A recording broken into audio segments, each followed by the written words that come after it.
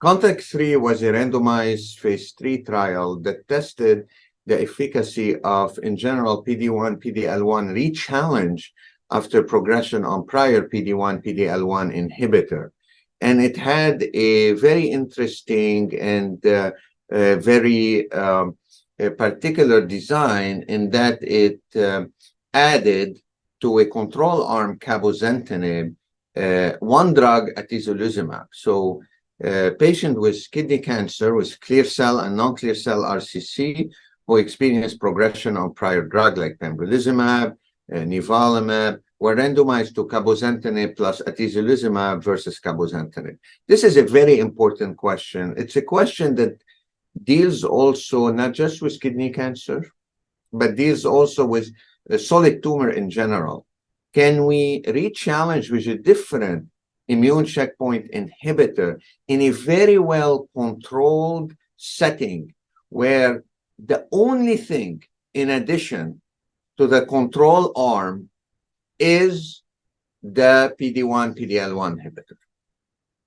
We see practices, at least around me in the United States, where patients go from one to another PD-1 inhibitor. I've seen it in renal cell cancer. I've seen it in bladder cancer. And if you look at the literature, you see it in other malignancies such as melanoma and lung cancer. This is the data that come from real-world practice.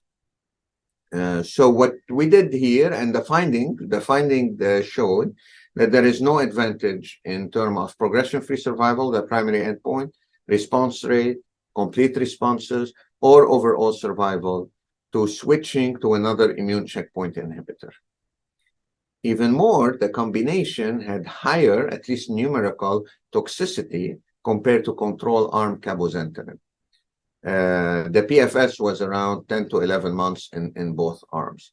So I think the biggest here thing is that I want to take this out of renal cell cancer and say it has implication for other solid tumors when you try to change an immune checkpoint inhibitor, obviously after progression and tolerance on the first one.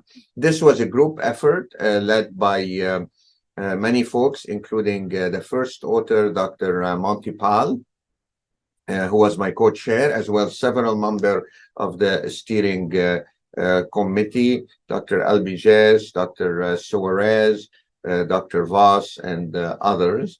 And this was an international global study that was presented in the oral GU session at ASCO.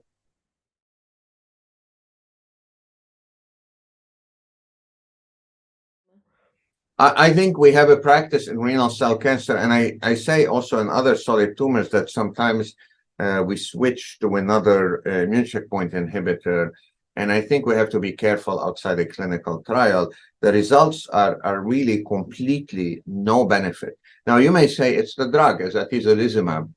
That's fine, but atezolizumab is a drug that has single agent activity of 25% in untreated renal cell cancer. So it's an active agent. Now, having said so, we have another trial, very similar design with a different TKI, cabozantinib, and a different class of immune checkpoint inhibitor. So we move from PD-L1 inhibitor with atezolizumab to a PD-1 inhibitor with nivolumab. So that's called the T-Nivo2 study, cabozantinib versus cabozantinib plus nivolumab. And nivolumab in patient whose disease has progressed on prior PD-1 and PD-L1 inhibitor. This study is currently, at the time of the conduct of this interview, is accruing well, and hopefully will close soon. And then we will have an answer. And if this study comes again with no benefit, I think this is another